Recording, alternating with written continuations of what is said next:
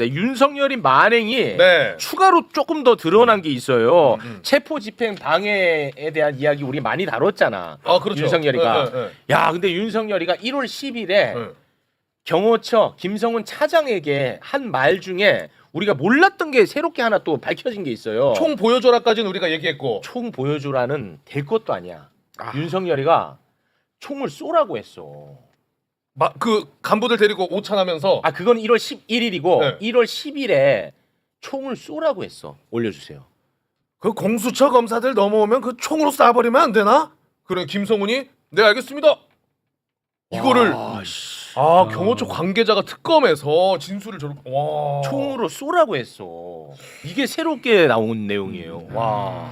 그래서 사실은 이제 와. 그 뭐랄까 정상적인 법의 집행에 대해서 와. 총을 쏘라고 얘기할 정도라면 이 사람은 정상적인 사람이라고 보기가 어려운 거잖아요. 본인이 법률가고 검찰총장 출신임에도 불구하고 법률에 의해서가 아니라 무력에 의해서 맘대로 하겠다는 그러니까 비상계엄까지 하는 거예요. 만약 법률적 판단했다면 비상계엄을 할 수 없는 거잖아요. 상황으로 보면. 그럼에도 불구하고 그런 얘기를 했다고 하는 건 저런 인식이 저 머릿속에 있는 거거든요. 윤석열의 머릿속에. 그러니까 우리가 인간이라고 보는 기본적 기준 자체도 맞추지 못하는 그런 사람이 아닌가 하는 생각이 들어요. 네. 근데 진짜 나쁜 건 뭐냐면 와. 대통령이면 이 국민들의 재산과 생명을 보호해야 될 의무가 있잖아요. 그렇죠. 근데 경호처도 그렇고 경찰도 그렇고 공수처도 그렇고 다 대한민국 국민이잖아요. 네. 근데 지 살자고 지금 총으로 쏘라고 한 거 아니에요. 와. 그러니까 주머니에 손 넣고 밖에 나오는 거 아닙니까? 아. 그 공수처 검사를 향해서 총을 쏘라는 취지로 저렇게 말한 거는 그럼 저거는 그냥 특수공무집행 방해가 아니고 더 나아가서 살인, 예비, 음모, 미수 이렇게까지 의율도 가능한 사안 같습니다. 보니까 예. 뭐 맨정신에도 그렇게 했겠지만 오찬에서도 이미 술을 한 잔 거나하게 하지 않았나 이런 생각도 들고요. 네. 기본적으로 계엄하는 거 보십시오. 자기 권력 유지를 위해서 저렇게 하는 거 보면 저는 총 쏴라 이런 건 지금 놀래면 안 될 것 같습니다. 이미 그런 사람이 저는 너무나 너무 놀래가지고. 계엄 당시에도 이진우 수방사령관한테 네. 총을 쏴서라도 아니, 원래 그렇죠. 끌어내 이런 게 네. 나왔거든요. 발포 그렇습니다. 명령을 이미 네. 했기 때문에 노사원 수첩에 있는 것도 사실상 의사연락이 전 됐을 것이라고 보고 네. 그 적혀 있는 사람 다 죽였으면 몇몇 명 죽였다는 거 아니에요. 네. 그렇게 생각했던 사람이니까 새삼 놀랄 일은 아니다. 아 근데 행여나 우리 이때 우리 다 지켜봤었잖아. 엄청 그리고 조마조마했잖아요. 졸였잖아. 네. 근데 행여나 경호처 직원 중에 이 지시를 따르는 누군가가 있었으면 그냥 그야말로 이건 내전이잖아요.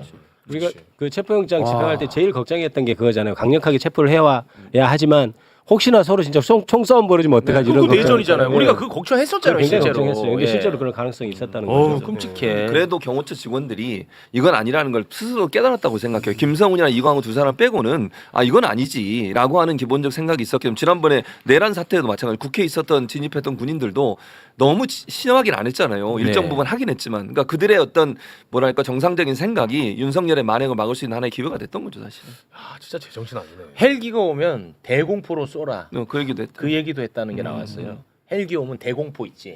헬기 대공포. 추락시키는 거. 헬기 추락시키는 거. 그리고 총이 없으면 칼을 써서라도 막아라 이런. 아, 얘기도 그거는 했다는 전에 나왔던 그러니까 내용입니다. 이게 네. 수단과 방법을 가리지 않고 남을 위해서라도 본인을 보호하라는 얘기잖아요. 이게 무슨 왕도 아니고 그 당시에 지금 복귀를 해보면 무서워. 당시에 경호처에 들어갔던 네. 그 경호처 직원들뿐만이 아니라 그 일반 사병들이나 그런 사람들한테 이 매불쇼나 이런 진보 유튜브들이 그 방송을 통해서 계속해서 메시지를 보내줬던 기억이 나요. 네. 그때 당시에 그때 그 누구의 엄마도 계속 그 아이가 거기 들어가 맞아. 있어서 그랬었죠. 네, 고민이 맞아. 된다는 얘기도 또 나오기도 하고 이러면서 맞아. 살려달라는 거지. 국민들이 계속해서 그렇게 하지 않도록 메시지를 보냈던 거. 맞아.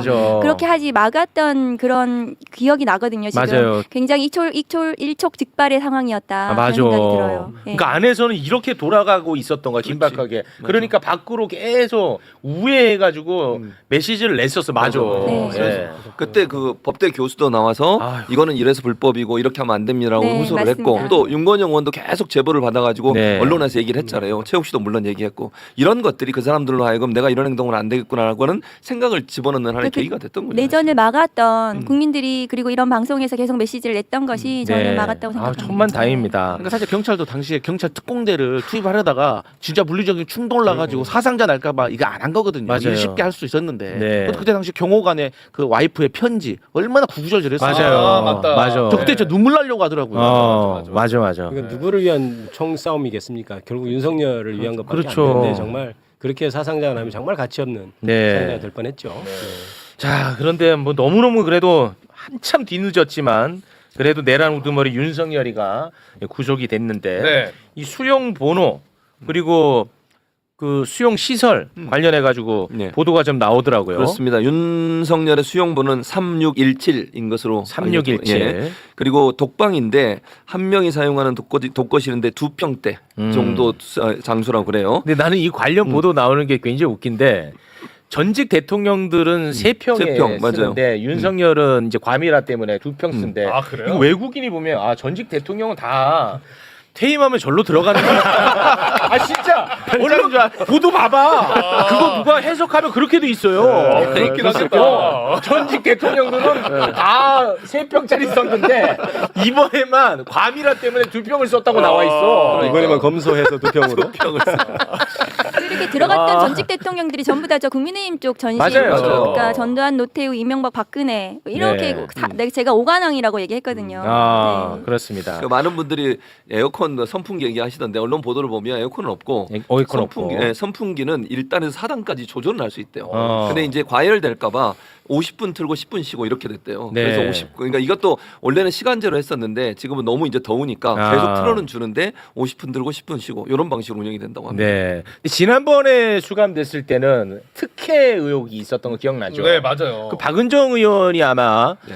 그 저희가 제보를 했던 받았었죠. 것 같은데 네. 그 사진 있나요? 그때는 엄청나게 호화롭게 생활했었거든. 맞다. 이 모범수들이 사용하는 그 이게 그게 3개 방을 전부 다 자기가 본인의 독차지하고 있지 않나 이런 의혹이었죠. 그랬었죠. 당시에. 그리고 그 차를 타는 이쪽 출입문도 따로 별도로 있었던 것으로 맞습니다. 그렇게 저희가 제보 받았거든요. 네. 특혜를 누렸죠. 근데 이제는 뭐 저런 거 다 필요 없고요. 이제는 2평짜리 독방을 쓴다고 합니다. 저것도 커요, 2평. 아, 저것도 커. 네. 제가 그때는 경호원들도 있었고 네. 또. 예, 근데 다 뺐어 이제. 제가 이 교도대 그 안에 지켰던 사람에게 제가 물어봤거든요. 네. 이렇게 생각을 하면 된대요. 이 독방은 우리가 이제 주차장 가면 한 칸 있잖아요. 차 한 대 파킹하는. 아, 네. 그 한 칸이라고 생각하면 된다. 아. 그런데 이거는 윤석열한테는 특혜다. 왜? 유인태 사무총장이나 박지원 의원이 말했듯이 보통 그 주차장 한 칸에서 남자 5명이서 자기 때문에 일반 수용자들은 그래. 쪽잠을 잔다는 과밀 거예요. 수용이 지금 과밀 심각하거든요. 수용. 심각하구나. 그러니까 윤석열한테는 이게 특혜라니까요. 어. 그리고 첫날도 새벽 2시에 영장 떨어졌잖아요. 네. 그럼 사실 영장 떨어지기 전에 사동 안에 들어가가지고 거기서 대기해야 돼요. 그런데 거기서 대기 안 했잖아요. 그리고 다음 날 아주 중요한 행사가 있습니다. 뭐냐? 신체 검사. 근데 신체 검사도 안 받고 바로 변호사 접견했다는 거 아닙니까? 아, 그래요? 변호사 접견하는데 들어보면 에어컨이 있다는 거예요. 그렇지. 그래서 소위 말해서 우리가 집사 변호사들. 아. 그래도 일부러 거기서 쉬는 사람도 있거든요. 윤석열한테 불이익을 줘도 안 되지만 절대 특혜 줘도 안 된다는 겁니다. 맞습니다. 아니 그 안 그래도 내 그 얘기 하려고 했는데 어제 내란 재판에 안 나왔잖아. 그래가지고 매불쇼에서 그 이상하네. 그래도 그 나오면 에어컨 있고 시원할 텐데. 네. 그랬었는데 와 봤더니 재판은 받으러 안 나오는데 변호인 접견을 4차례나 했다는 거예요. 어제? 어. 하루에 4차례? 4차례 하루에 거기 에어컨 나온다면서요. 그렇죠. 거기는 시원하죠. 아 나 그래서- 진짜. 그래서 되나? 아침부터 접견 시작할 때부터 늦게까지 계속해서 변호인이 붙어있는 이른바 집사 변호사라고 네, 네. 하는 사람들이 붙어있는 경우들이 간혹 있습니다. 그래서 거기에서 그리고 또 변호인 접견을 안 하고 밖에 안에 있으면 굉장히 답답하잖아요. 그래서 네. 아까 과밀화되어 있는 데 있어야 되니까 그런 경우들이 많이 있죠. 아마 그렇게 했던 것으로 보이네요. 앞으로 또 이 윤석열은 특별면회 같은 거 하는 것도 주의 깊게 봐야 됩니다. 특별면회. 면회가 뭐예요? 그러니까 보통 우리가 일반 사람들하고 접견을 하잖아요. 네. 유치하고 엄마 아빠 울고 막 그러잖아요. 근데 이제 특별면회를 하면 그냥 이렇게 만나는 거예요. 아, 그냥 이렇게 면대면으로? 만나는 거예요. 테이블 우리 있고. 최 교수님하고 나하고 만나서 이렇게 만나는 거예요. 큰 특혜잖아요. 특별면회를 하는 조건이 있습니다. 법무부에서 심사를 해가지고 아. 그렇기 때문에 그 심사에 대해서 뭐 전직 대통령이라고 제가 다시 말했듯이 특혜를 줘서는 안 된다는 거예요. 그렇지 안 되지. 안 되는 거죠. 그럼 법무부에서 관리하는 거죠? 네. 이거 그러니까 조정시설 자체가 다 법무부에서 일부 하는 이제 거예요. 특별 접견을 허용하는 경우가 있는데요. 네. 그래도 그것은 약간 아까 얘기했듯이 이제 이렇게 유리만 네. 사이에 두지 않았을 뿐 이렇게 직접 볼 수 있는데 그래도 교도관 입회에서 다 이제 녹음도 하고 적고 그렇게는 하죠. 네. 그런 요건이 몇 개 있습니다. 특별 접견해주는. 근데 저 구속된 날 원래는 이제 조특검이 원래 저희는 검사들이 구속하면 직구속하면은 그날 부르거든요. 네. 그러니까 구속한 이후에 신경 변화라든가 뭐 진술을 제대로 할 건지 이런 게 조금 달라질 수 있기 때문에 불러야 되는데 재판이 있기 때문에 아마 안 부르신 것 같아요. 예, 어제. 그러니까 재판에도 안 나가고 혼자 에어컨 바람 쐬면서 변호인들하고 무슨 얘기했는지 예. 그 있었다는 거는 좀 또 화가 나죠. 그거 화가 그거는. 납니다. 네. 그리고 이제 오늘 오후 2시 내란 특검이 윤석열 불렀거든요. 그런데 안 나왔어요 네. 또. 그래서 제가 이거를 좀 여쭤보려고 해요. 윤석열 입장에서는 특검 수사에 협조적으로 나간다고 해서 본인이 얻을 이득은 이제 없어졌잖아요. 그럼 이제 어떻게 해야 되냐는 거죠. 저렇게 버티면 버티면. 뭐 김치찌개 냄새 풍겨갖고 이렇게 나오라고 그게 지금 소주 이렇게 떡떡떡 그래서 나오라 계란말이 어떻게 해야 되냐는 거야. 왜냐하면 아니, 근데 본인한테 이득이 없어. 열심히 협조해도. 윤석열을 제일 잘하는 사람이 조은석이에요. 네. 그래서 조은석 특검의 그 앞으로의 기술을 보시라 이런 말씀을 드리고 네네네. 일단 이제 그 구속된 피의자 그가 출석을 안 하면 소환에 응하지 않으면 체포영장을 또 합니다. 그 교도소 구치소에 대해서 구치소에 있는 사람을 끌어내려면 체포영장을 또 하거든요. 그렇게 이제 강제로 또 소환을 할 것인지 아니면 좀 구슬러 가지고 뭐 김치찌개 냄새든 뭐든 할 건지 윤석열 입장에서는 지금 머리를 굴려야 돼요. 본인이 협조를 해서 조금이라도 범죄 사실을 좀 어떻게 조금 정리를 해줄 것인지 그런 거를 이제 밀당을 하겠죠. 특검하고. 아니 근데 그래서 의원님 봐봐요. 아니 우리 솔직히 냉정해지자 이거야. 윤석열은 어차피 사형하는 무기징역이야. 그렇죠. 그 전까지는 내가 구속될지 말지가 있었지만 이제는 또 구속도 돼 있고 사형하는 무기징역인데 내가 협조해서 얻을 이득은 없잖아요. 일단 특검의 그 김치찌개 냄새 그건 제가 빨리 얘기를 했고. 근데 사실은 원래는 구속영장이란 게 네. 그걸 이렇게 끌어오는 권능도 있는데 실무상으로는 구속영장으로 끌어오진 않고 교도소에 약간 협조를 안 해주는 면이 있어서 체포영장을 보통 우리 박은정 의원께서 다시 하죠. 말씀하신 예. 대로 다시 하는데요. 체포. 그런데 말씀하신 대로 윤석열 입장에서는 지금 특검에 협조할 이유가 없다고 생각할 겁니다. 그럴 것 왜냐하면 같아요. 영장 그 신문 과정에서 이건 정치적이다, 네. 과도하다 이런 얘기를 했잖아요. 그러면 특검에서는 나를 어떻게든 뭐 잘해줄 리는 없다고 생각한다면 본인이 재판을 오히려 대비를 할 것 같습니다. 그러니까 아예 어떻게든 체포영장으로 끌려간다 하더라도 진술을 거부해버린다든지 아예 협조를 안 하고 네. 난 재판 가서 승부를 보겠다 이렇게 생각할 텐데 의미 없는 일이죠. 다 증거들도 다 있고 뭐 사형 무기징역. 그럼 내란 특검 수사에 조금 제동이 걸리거나 그럴 일은 없는 건가요? 보이진 아, 않습니다. 그런 건 내란 아니에요? 특검에서는 이제 원칙대로 쭉 절차에 따라서 할 거고, 그러니까 피의자를 조사하냐 안 하냐 이게 크게 영향을 주지는 그렇진 않을 않아요. 것 같습니다. 그렇지만 그래도 또 지금 그 피의자 조사를 하는 게 수사의 완결성 이런 것들을 봤을 때 필요하기 때문에 어떻게든 좀 협조를 하도록 그 여러 가지 시도는 해볼 것 같습니다. 원래 피의자 조사라는 게 검찰에서는 수사를 다 증거를 이렇게 다 수집하고 그 마지막에 피의자를 불러서 자 우리는 이렇게 증거가 수집됐는데 너희 입장이 뭐냐라고 물어보는 거거든요. 사실상 어떻게 보면 변명할 기회를 또 주는 것이기도 해요. 그러니까 굳이 출석을 안 하고 협조를 안 하면 그래 그러면 너한테 변명할 기회를 주지 않겠다 하고 바로 수집된 증거를 가지고 네. 기소를 할 수 있는 거죠. 아. 그러니까 특검 입장에서는 원래는 자백을 해도 보강 증거가 있어야 기소를 하는 게 형사소송법상의 원칙입니다. 네. 그러니까 굳이 그쪽에서 진술을 안 하더라도 다른 증거들만 충분하면 수사를 진행하는 데는 아무 문제가 없죠. 네. 그렇게 생각하시면 될 것 같아요. 하나 이제 또 윤 피의자 입장에서는 그동안 수사된 게 조사된 게 뭐가 있는지 궁금해할 수 있군요. 궁금하고 피의자 신문을 할 때 그걸 묻거든요. 누구의 진술에 의하면 이렇게 하는데 어떻게 어떤가요? 이런 거를 그리고 어떤 증거에 따르면 이런데 맞는가요? 이런 걸 물어보면 증거 파악이 돼요. 조사를 하는 과정에서 그걸 위해서 좀 한 번 정도는 그럴 수 파악하러 있겠네. 나올 수 있지 않을까 싶은데 요새는 또 수사 기술이 또 발전해서 그런 거 안 묻고 또 그냥 신문을 하는 검사들도 있어요. 그게 이제 드러날까봐 이렇게 여러 가지 서로 간에 그 어쨌든 그 기싸움 그리고 조사 기술 이런 것들이 좀 필요한 상황이다. 아니 그 지들이 하던 방식대로 연어 술 파티 좀 해주고 나올 때마다 오히려 그럼 그 맛이 계속 나올 거 아니야. 지들이 하던 방식대로. 좋은 아이디어네. 윤석열도 거기서 조사 받다가 예를 들어서 김성훈 같은 사람들이 재수의 딜레마에 빠져 있잖아요. 그럼 걔네들이 했던 말에 대해서 막 들려주면 시간에서 빡쳐가지고 아니야 그거 그놈이 한 게 아니라 그놈이 먼저 한 거야라고 그럴 수가 있거든. 자기도 모르게 흥분해가지고. 그렇지 이관계 좋다. 네. 그렇죠. 예. 내란 특검 메시지가 계속 나오고 있는 게 불출석 이유가 이제 건강상 이유 들었는데 조은석 특검은 바로 구치소에 공문 보냈어요. 이 새끼 아픈지 확인해봐. 바로 공문 보냈어 지금. 바로 공문 건강 보냅니다. 체크해봐라. 네. 아니 그 어떻게 변호사들을 그렇게 잘 만나? 그때는 건강해 어떻게? 그러니까요. 앞뒤도 안 맞지. 네. 알겠습니다. 자 윤석열이가 일단은 감옥에 들어갔고 다음 구속될 사람은 한덕수하고 이상민 같아. 내가 볼 땐 그렇습니다. 먼저 한덕수 얘기부터 한번 해보겠습니다. 네, 계엄 선포문을 받은 줄도 몰랐다는 입장이었죠. 그렇죠. 그 정말 시대에 없어 보이는 그 장면 다시 한번 보고 오겠습니다. 비상계엄 선포문입니다.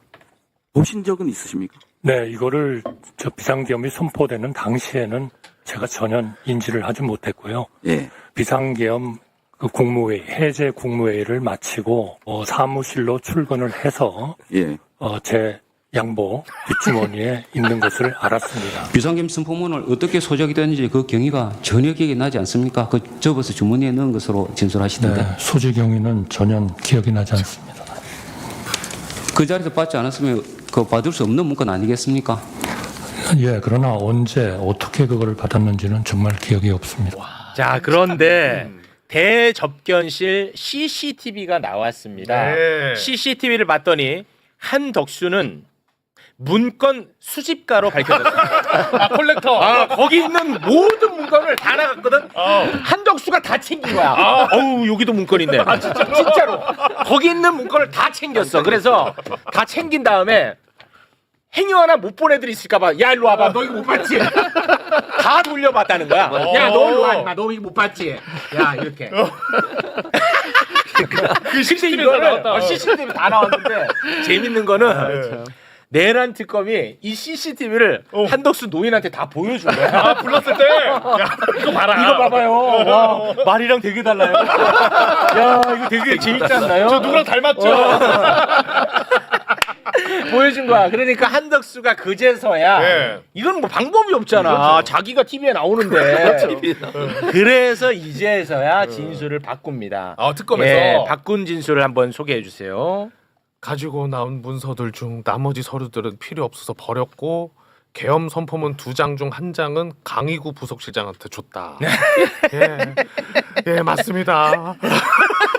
제가 가지고 나온 거 맞습니다. 한덕수는 뭐 어떻게 아니, 법리적으로 뭐 중간에 쓰러졌다는 얘기는 없던가요? 놀래가지고. 근데 저는 이번 내란 사태를 보면서 이른바 고위직에 있다고 하는 사람들이 저렇게 말도 안 되는 거짓말을 비루해. 표정 하나 안 변하고 저렇게 할 수 있다니 이런 생각했고 저게 분명히 거짓말인데 저걸 어떻게 입증하지? 다 입을 맞춰서 거짓말하면 이런 걱정을 했었는데 저렇게 CCTV가 네. 나왔잖아요. 근데 그 CCTV를 이렇게 확보했을 때 그 한덕수가 이렇게 봤을 때 그 느낌이 어땠을까? 그래서 이번에 피의자로도 입건이 공범으로도 입건이 돼 있다는 건 아닙니까? 예, 저는 맞아요. 한덕수 총리 같은 경우는 구속을 면할 수 없다 이렇게 생각을 합니다. 구속 사유에 딱 네, 저는 떨어집니까? 구속이 된다고 보고 대단한 그리고 것 실제로 그 다음에 하는 변명들이 처음에 거짓말을 해놨기 때문에 아무리 다른 말을 하더라도 저 말을 믿을 수 없게 된 거죠. 그렇죠. 강희구 부속실장인데 2장 중에 1장 줬다 이런 말 하는 것을 앞에 아예 거짓말 안 하고 진짜 착하게 말한 사람이었으면 저 말도 혹시 사실일까 해볼 수 있지만 네. 완전 새빨간 거짓말했잖아요. 네. 그럼 저 변명 역시 믿을 수 없다 이렇게 보면 당연히 저는 구속될 수 있다고 구속될 거라고 봅니다. 구속 사유가 네. 된다는 그러니까 이제 말씀이죠. 사후 계엄 선포문을 허위로 작성하고 폐기한 이게 이제 공범으로 적시가 되어 있고 네. 그리고 나아가서 이제 내란 국조하고 헌법재판소에 나온 저 부분이 위증이 될 수 있는 거죠. 그러니까 위증 범죄 사실까지 합해서 네. 영장이 당연히 청구가 될 거라고 생각하고요. 네. 그 외에도 뭐 재판관을 미임명했다라든가 특검법을 거부했다라든가 그다음에 이완규 또 법제서장을 재판관으로 지명했죠. 지명했다라든가 이런 모든 것들이 추가로 줄줄이 수사받을 대상이다. 나중에 그럴 거라 생각합니다. 나중에 비상계엄 선포문을 사후에 지금 작성을 하잖아요. 네. 거기에 한덕수가 실질적으로 개입을 하지 않습니까? 네. 자기가 만약에 그 비상계엄에서 아무 관련이 없다면 자기 말대로 그걸 나중에 그걸 해줬겠습니까? 자기가 그렇지. 문제가 있으니까 이거를 법적으로 문제가 있나 해주다가 또 보니까 그게 또 문제될 것 같으니까 폐기하고 이런 일들이 벌어지고 그렇습니다. 있는 거예요. 그래서 그게 아주 강한 반증이라 저는 네. 굉장히 문제될 아니 거다. 계엄에 그동안에 계속 본인은 반대했다라고 반대했다고 얘기를 했는데 문건을 다 나눠가고 야 너 이거 안 보고 어떡하려고 그래 너 이따 혼나 다시 한번 다 보여줬다는 거예요. 그러니까 그 국무회의를 소집한 게 사실은 도와주려고 소집한 것이라는 그렇지. 거죠. 그러니까 마치 한덕수는 지금 그렇지 않다고 반대로 얘기하는 얘기하고 거잖아요. 있는데 사실은 자기가 윤석열을 도와주려고 한 것이라는 것이 드러나는 겁니다. 그렇습니다. 특검이 의심하고 있는 건 한덕수가 5장짜리 문서를 들고 나왔거든. 이게 윤석열이 비상계엄 선포할 때 대국민 담화를 하잖아요. 그 네. 담화문일 가능성을 의심하고 있는 거예요. 그러면 네. 한덕수가 이미 그걸 봤다는 얘기고 그걸 또 다른 국무위원들까지 나눠줬을 가능성까지도 배제할 수 없기 때문에 본인이 몰랐다거나 말렸다고 하는 것은 거짓말에 가까운 거죠. 그렇죠. 자 그리고 이제 또 구속 목전에 있는 사람이 이제 이상민. 사실 이상민은 윤석열의 최측근입니다. 네. 자 이상민은 계엄 당일 밤에 허석권 소방청장에게 전화해서 언론사 단전 단수를 실제 지시를 한 사람이에요. 네. 그런데도 불구하고 이상민은 뭐 문건을 받아보지 않았다. 쭉 있는 거 이렇게 쭉 한번 봤다. 단전 아우 내가 어렵게 봤다 이런 입장이었거든요. 네. 그 정말 비루했던 입장 일단 영상으로 다시 한번 보겠습니다. 대통령 또는 국방부 장관으로부터 비상계엄과 관련된 어떤 지시사항이 기재된 쪽지 받으신 적 있으십니까? 전혀 없습니다. 대통령실에서 종이 쪽지 몇 개를 좀 멀리서 이렇게 본 게 있습니다. 그런데 그 쪽지 중에는 소방청 단전 단수 이런 내용이 적혀져 있었습니다. 짧게 한 1, 2분 머물 때 잠깐 얼핏 보게 된 건데요. 자, 이렇게 얘기했죠. 네. 그런데 대접견실 CCTV가 여기서 또 등장을 하는데요. CCTV 꿀맛이다 진짜. 대접견실에 사람들 다 나갔는데 국무위원들. 다 나갔어. 왜냐면 거기 국무회의실이 아니에요. 네. 대접견실. 거기에 한덕수랑 이상민 둘이 마지막까지 남아 있었는데 네. 이상민이 문건 3장을 보고 들고 네. 뭐 오디오는 모르니까 한덕수한테 형님 이거 단전 단수 어떻게 하는 거야? 나 이거 헷갈려. 해야 돼 상민아. 상민아. 단전 단수. 너가 해내야 된다. 너 행안부 장관이야. 상민아. 요 장면이 세상에 담겨 있어. 단전 단수 갖고 안 되는 거 아니야? 더 해야 되는 거 아니야? 이거 뭐 딴 거 없어 이러고 있을 수도 있어. 요 장면이 담겨 있습니다. 오디오는 우리의 상상이고. 예, 상상이고. 네. 똑 떨어집니다. 이상민의 단전 단수 지시는 윤석열 공소장에도 있어요. 이상민 네. 부분이 그래서 명확합니다. 저 부분은. 그래서 이상민 장관에 대해서는 저 단전 단수 내란 가담 부분하고 나아가서 저 또 위증이 또 될 수 있는 거 아닙니까? 저렇게 되면 나아가서 또 비상계엄 다음 날 그 안가 해동 이것까지 그렇습니다. 또 수사 줄줄이 수사 대상이다. 네. 그렇게 보시면 됩니다. 자, 이제 빨리 또 진행을 해야 되니까 빨리빨리 좀 진행하겠습니다. 네. 그 요거 하나만 두 분께 좀 여쭤보겠습니다. 그 3특검은 지금 굉장히 잘 진행이 되고 있는데 김건희 특검 관련해 가지고 법원이 계속해서 제동을 걸고 있습니다. 김건희 특검이 그 김건희의 집사 김혜성 자택 압수수색 하려고 했는데 요거 이제 기각시켰거든요. 법원에서. 예, 법원에서. 그리고 건진법사 관련해 가지고도 압수수색 하려고 했거든. 네. 근데 이것도 법원에서 그래요? 기각시켰어요. 그리고 삼부토건 주가 조작 관련해 가지고 압수수색 영장을 또 넣었는데 그 주소를 또 안 적었다고 해갖고 이거 뭐 주소도 안 적고 했다고 이거 다시 고치라고 해갖고 물론 이제 고쳐가지고 다시 압수수색 받긴 했는데 이렇게 자꾸 법원이 뭐지? 제동을 거는 거 이거 어떻게 봐야 됩니까? 걱정이 돼서 한번 여쭤봅니다. 김건희 특검에서 지금 김혜성을 짚은 것은 굉장히 정확하게 잘 짚은 거예요. 잘 짚었어요. 네, 집사라고 하잖아요. 예. 김건희와 김혜성은 2010년도부터 누나 동생 하는 이런 관계였고 그동안 김건희 일가와 관련해서 그 비위와 관련해서 굉장히 직접적인 밀접한 관계가 있으면서 최근에 이제 그 뭐 코바나 컨텐츠 후원 관련해서 그 특검에서 영장을 하면서 그 이 김혜성이 김건희와 그동안 어떻게 그 관련성이 있었는지 이거를 네. 적시를 해서 영장을 했는데 그 법원에서 영장을 기각한 사유가 이해가 되지 않아요. 왜냐하면 김혜성 회사에서 코바나 컨텐츠 후원을 했습니다. 네. 2016년, 17년, 19년에 걸쳐서 했기 때문에 공소시효도 다 남아 있어요. 그 뇌물성이 있거든요. 뇌물인 부분. 그 다음에 대통령의 지위를 이용해서 사적 이익을 취득한 거 김건희가 이게 또 김혜성하고 관계가 되어 있어서 제가 이제 저수지라는 표현을 했거든요. 네. 그래서 이런 게 다 김건희 특검법에 적시되어 있는 부분에 대해서 영장을 청구했는데 맞아요. 기각이 된 것은 이해가 되지 않아요. 예. 그래서 이것은 김여성이 지금 그 키다. 네. 그러니까 김건희 특검에서 지금 가장 주력하는 것은 그 김건희의 범죄 수익입니다. 그렇죠. 저수지를 찾아야 돼요. 이 돈이 맞습니다. 어마어마할 거 아닙니까? 이 범죄 수익이. 어마어마하겠죠. 거기를 찾아야 되면 김여성을 뚫어야 된다고 저는 생각을 합니다. 네. 그래서 그 앞으로 이 수사가 이 초기에 이렇게 된 것은 안타까운데 빨리 이게 제대로 그 질서가 진행됐으면 좋겠습니다. 네. 원래 압수수색 영장이라는 것은 이제 입증의 정도가 이른바 소명이라고 합니다. 소명, 뭐 입증 이렇게 되는데 소명은 어느 정도 그럴 개연성이 있다. 이 정도면 입증이 됐다고 보는 것이거든요. 네. 그래서 압수수색 발부 여건은 소명인데 아마 법원은 이렇게 모른 척하고 이렇게 해서 그건 김혜성이지 김건희하고 무슨 관련이 있어 아마 이런 맞아요. 분들이 그렇게 됐을 것 갖고 같아요. 안 준 거예요. 그런데 네. 그러면 이미 김건희하고의 연결성을 지었다면 그건 확증이 된 거죠. 입증이 된 거죠. 소명까지도 넘어서서 네. 그거 입증으로 가기 위해서 하는 수사로 압수영장을 달라고 하는 것인데 네. 법원에서는 그 이미 증거가 다 조사된 것까지를 그 정도를 요구하고 있는 것이거든요. 그러니까 굉장히 부당하다. 그동안 압수영장을 내온 관행에도 부당하고 실제 법리에도 부당한 것이다. 네. 그러니까 그건 잘못됐다. 그다음에 아무리 그런 핑계를 대서라도 기각을 했다 하더라도 오늘 보니까 카카오 모빌리티인가요? 네. 거기서 대통령실에서 그걸 조사를 했다는 그 네. 얘기를 그거 하는 제가 거죠. 정리 한번 하고 네, 가겠습니다. 네, 그럴까요? 그러면. 예, 예. 네. 그분 말씀하시고 제가 더 얘기하죠. 네, 좋습니다. 자, 윤석열 정부 시절에 이제 현안이 있었던 대기업으로 구성된 사모펀드가 김예성의 부실 렌터카 업체에 184억 원 투자한 거 네. 이제는 다 이제 정리가 됐죠. 그렇죠. 그건 정리됐죠. 근데 이제 김예성이가 46억 갖고 튀었다. 여기까지 정리가 됐죠. 네. 와, 그런데 야, 이거 이상해요. 184억 원이 투자가 됐잖아.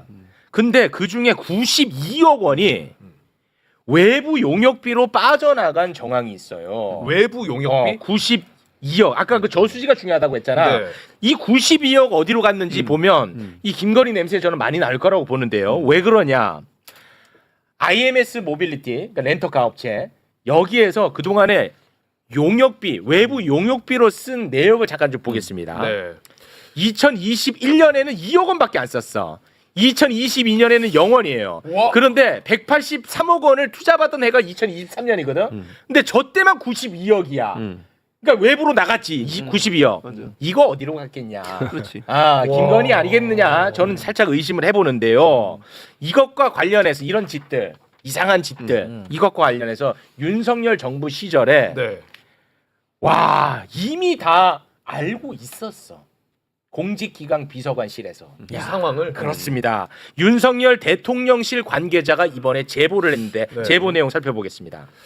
23년 말에서 24년 초 사이에 공직기강 비서관실이 대기업들의 IMS 투자에 대해 조사를 벌여서 보고서까지 작성했다. 와, 이미 다 조사했었어. 그러나 총선을 앞두고 있던 시기라 표심에 미칠 영향을 우려해서 결국 무마했다. 아, 이제 와우. 나와주시죠, 검사님들. 그래서 아까 얘기했듯이 그 정도면 소명이 충분히 됐음에도 불구하고 무리하게 법원이 형식 논리로 더 많은 확증을 요구했다고 한다면 그 자체도 문제지만 지금 현재 카카오 모빌리티에서 공직기강 비서관실에서 확인했다는 내용이 지금 들어와 있지 않습니까? 맞습니다. 저 정도면 이미 소명을 넘어서 충분히 소명 한 10제곱은 사실이죠, 그러니까 사실. 저거를 기억할 수는 없을 것으로 보이고요. 네. 그리고 방금 외부- 이제 뭐냐면 저는 제보가 있었잖아요, 이번에. 공직기강 비서관실에서 저거를 조사를 했다라는 거. 파악했었다. 그래서 조사를 했는지 실제로 카카오 모빌리티한테 확인을 해봤어. 근데 우리 연락 왔었다. 아, 그 당시에? 그러니까 이거 사실이야, 제보가 아니고. 그러니까 만약 법원이 형식 논리로서 이건 김건희와 관련이 없어 영장을 기각했다면 왜 대통령실에서 확인했겠습니까? 그렇습니다. 그러니까 대통령실에서 아무 그 국민이나 잡아가지고 한 행위에 대해서 확인을 하나요? 그거는 김건희와 관련이 있기 때문에 확인을 한 것이라는 점이 당연히 입증되는 것이고 네. 그래서 영장을 더 이상 기각할 수는 없을 것으로 보입니다. 그리고 외부 영역비라고 하는 게 진짜 돈 빼돌리는 가장 상습적인 그래요? 수단입니다. 가장 그러니까 쉬운 방법이에요. 이 법인에 있는 돈을 빼돌리려면 외부에 거래하는 형식으로 돈을 빼돌린다면 거기서 세탁해서 다시 되돌려받거나 제3자에게 돈이 가는 방식으로 네. 회사 돈을 빼돌리는 거거든요. 그러니까 저거는 아마 자금 추적해보고 하면 금방 드러날 것으로 그렇게 네. 생각이 됩니다. 자, 그럼 지금부터는 박은정 의원님이 김건희와 김예성 사이에 그동안에 어떠한 나쁜 짓들이 오고 갔는지 그거 좀 정리를 한번 해주실 네, 수 있을까요? 지난번에 제가 이제 국정감사실 때 이 준비된 내용들이거든요. 네. 그런데 그때 당시에 너무 방대해가지고 김건희 비리가 너무 많아가지고 아. 이거 끝까지 하지를 못했던 내용들이에요. 네네. 그러니까 이 김건희하고 김혜성은 굉장히 오래됐습니다. 그러니까 그 서울대 EMBA 그 과정의 동기여가지고 그렇습니다. 2010년도에 2010년. 그리고 서로 간에 이제 누나 동생 하던 그런 관계이고 그리고 김혜성이 이제 비마이카가 IMS 모빌리티가 된 거예요, 나중에. 그렇습니다. 근데 이 비마이카 그 렌터카 사업 할 때 권오수 그 당시 도이치모터스 회장에게 또 이 권오수 회장이 이 김예성에 대해서 또 언급해가지고 도와주라 뭐 이랬다는 네, 거예요. 그래서 그때. 50대. 그래가지고 그거를 해주고 그리고 이 비마이카에 대해서도 또 그 당시에 이제 산업은행 특혜 대출이 문제가 됐었거든요. 그때에 그 제가 250억 클럽이라고 보도자료도 낸 적이 있습니다. 그래서 뭐 당시에 김건희 관련된 여러 회사들의 산업은행이 막 250억씩 대출해주고 이런 것들이 있었어요. 네. 그 당시에 이 비마이카에 대해서도 한 5억 원 정도로 특혜성 대출을 해준 것이 아닌가. 그러니까 김예성의 회사에 대해서 이런 점들이 확인이 됐었습니다. 그리고 그 당시에 또 이 산업은행 뭔가 문제 있어 보이네. 문제가 있습니다. 저 부분이 수사가 진행이 돼야 된다. 그리고 이 산업은행 대출과 관련했을 때 그 윤석열 검사 당시에 이제 대검 중수부나 특수부에서 근무하던 이런 그러니까 수사의 대상이었던 거죠. 이 뭐 저축은행 신한 저축은행이라든가 아니면 산업은행 이런 것들이 당시에 또 고소 고발도 됐었어요. 네. 그런데 그것이 무혐의로도 끝나기도 했거든요. 그렇습니다. 산업은행이. 그래서 그런 부분에 대한 전반적인 윤석열, 김건희와 관련된 그다음에 이 특혜성 대출, 그다음에 김예성 이 전반적인 수사가 필요하다는 것이 그때 제가 작년에 국정감사 때 말씀을 드렸었는데 이번에 이제 김건희 특검에서 그 부분을 정식으로 들여다보기 시작한 거죠. 이거 진짜 웃긴 지점이 한두 가지가 아닌데 잡아봐요. 김건희 엄마 최은순 네 잔고 증명서를 김예성이 350억대 위조를 해줬잖아. 네. 그게 그 신한저축은행 양식으로 해준 거예요.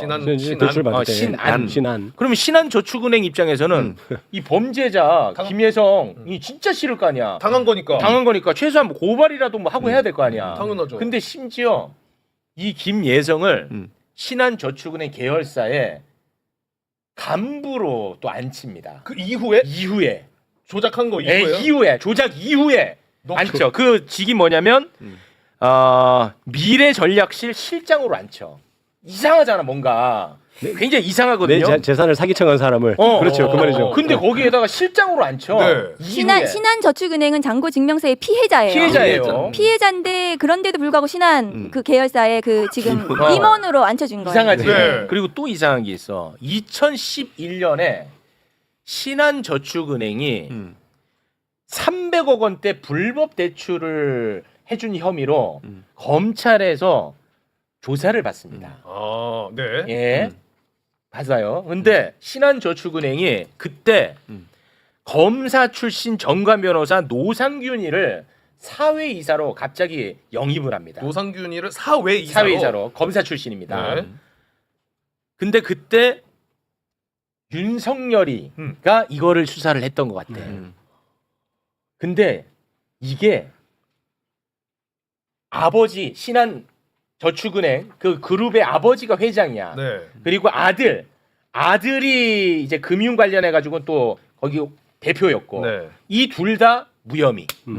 둘 다 무혐의. 당시 윤석열 대검 중수 1과장이었어요. 대검 중수 그러니까 1과장. 고발 당시에는 중수 1과장이었고 무혐의일 때는 이제 중앙 특수 1부장이었는데 사실은 그게 굉장히 의심스럽죠. 의심스러워. 사실. 네. 이게 뭔가가 있어. 그리고 당시 윤석열 중수일과장 특수일부장은 그 임지에 관계없이 그 이른바 윤석열 사단이라고 하는 데가 이미 그때부터 형성돼 있거든요. 그러니까 그쪽 영향력이 굉장히 큰 사람이었어요. 그러니까 특수일부장으로 와도 중수일과 수사에 영향을 충분히 미칠 수 있는 사람이라고 봐야 되거든요. 그리고 이 사람이 이 김여성인가요? 코바나 콘텐츠부터 지금 쭉 이어진 어떤 비리의 어떤 몸체 같은 사람인데 실제로 대통령 선거 때도 후원도 하고 취임식도 참석했다는 것으로 알려져 있지 않습니까? 그러니까 대통령실에서 확인했을 때는 이미 다 12사를 알고 있는 겁니다. 김건희 씨와. 근데 이제 신한저축은행이 중수 1과에서 수사를 했는지 아니면 중수 2과에서 수사를 했는지 모르겠지만 지금 김기표 의원 말씀하신 대로 중수부는 같이 이렇게 다 같이 하는 데기 때문에 영향을 서로 미칠 수가 있었다. 그래서 이 부분도 사실은 들여다봐야 돼요. 네. 신한이 아니라 신안입니다. 신한. 근데 이거 진짜 냄새가 풀풀 난단 말이야. 너무 이상한데.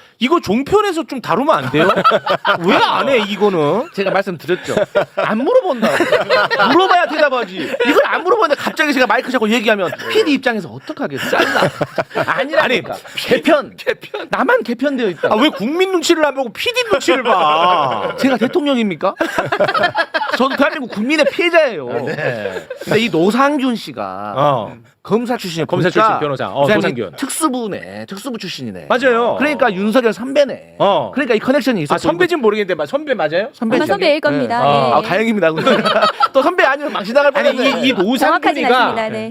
부산저축은행 사건도 했더라고. 네. 그럼 부산저축은행 윤석열이가 했거든. 그때 변호사로 노상균이가 검사로 했는지 변호사로 했는지 내가 그건 아직 공부가 좀 덜 돼 있어. 이게 정확 자료 찾기가 좀 어렵더라고. 관련이 있더라고 아무튼. 그런데 아까도 말씀드렸듯이 윤석열은 이미 그때부터 그 굉장히 특수부 검사들한테 영향이 커요. 그래서 영향을 굉장히 강하게 미칠 수 있는 위치에 있었기 때문에 충분히 가능한 얘기입니다. 근데 김건희 특검에서 이번에 그 김건희의 이 사적 이익 취득 이 전반적인 부분에 대해서 지금 들여다보고 김혜성을 시작으로 이제 하겠다는 거고 분명히 코바나 콘텐츠 그 협찬은 윤석열 검사 총장 이 당시에 그 이 후원이 뇌물성이지 않나 이런 부분들이 의심이 되는 거고 김건희 특검법 수사 대상이고 그리고 또 그 특검법 그 보면은 인지 사건도 되거든요. 관련한 인지 사건도 당연히 수사 대상이기 때문에 당연히 특검법 대상이어서 영장이 나와야 된다. 그래서 이건 특검에서 김건희와 김건희 일가에 대한 그리고 주변에 대한 전체적인 범죄 전체를 구조를 좀 밝히고 저수지를 찾아서 범죄 수익을 환수하는 이게 김건희 특검법의 목표가 돼야 될 거라고 생각합니다. 네. 근데 지금 김혜성은 이제 도망갔잖아요. 네. 근데 이 렌터카 업체에 김혜성하고 동업했던 대표 조모 대표가 있어요. 네. 이 사람은 지금 대표야. 이 사람이 지금 언론 플레이를 어마어마하게 많이 하고 있어요. 어떤 식으로 하고 있냐? 김예성하고 김건희는 사이가 틀어졌다. 이걸 계속 풍기고 있습니다. 여러분 그런 거에 행여나 현혹될까봐 말씀을 드리는 겁니다. 그거 현혹되면 안 됩니다. 예, 그건 의미 없는 정보야. 사실대로 얘기해도 틀어져서 김건희한테 불리한 진술을 한다 이런 프레임을 만들려고 미리부터 다 틀어졌지만 이런 얘기를 흘리고 있을 수 있습니다. 아니, 그러니까 틀어졌으면 도망 외국을 나갈 이유가 없겠죠. 네, 나와서 이제 나와서 다 폭로해야죠. 그러면. 아니 그러니까 틀어졌든 안 틀어졌든 뭐 관심이 없어요 나는. 이미 연결돼 있는 게 너무 많은데 뒤늦게 지금 뭐 그렇죠. 틀어지든 안 틀어지든. 네, 그런데 과거에 잘못이 없어진 건 아니죠. 그러니까 그래서 뭐 어떤 의도인지는 나도 정확하게 모르겠는데 그런 보도가 지금 많이 나오고 있습니다. 아니, 김혜성이 자기가 틀어졌으면 나와서 본인의 범죄 사실을 조금이라도 좀 줄이고 그 선처를 받으려면 전체를 다 털어놔야 돼요. 네. 아니, 범죄자들끼리 싸웠든 친했든 맞아. 뭐 껴안았든 뭐 상관없죠. 근데 이거 왜 얘기하는지 알아? 아마 종편에서는 이 틀어진 얘기만 계속 할 거야. 맞죠? 이분이 MBN 취재 결과 나 지금 김건희하고 틀어졌어. 그래가지고 내가 베트남에서 들어와서 얘기할게라고 하고 있는데 제가 이따 MBN 가니까 방송 전에 PD하고 상의를 한번 해볼게. 야 지금 매불쇼에서 좀 장난이 아니다. 야 너희들 이렇게 가면 안 된다. 방송의 중립성. 그렇지. 내가 한 번 쉴게. 한 번 쉴게. 두 번은 안 되고. 자 얘기하겠습니다. 아 그렇습니다.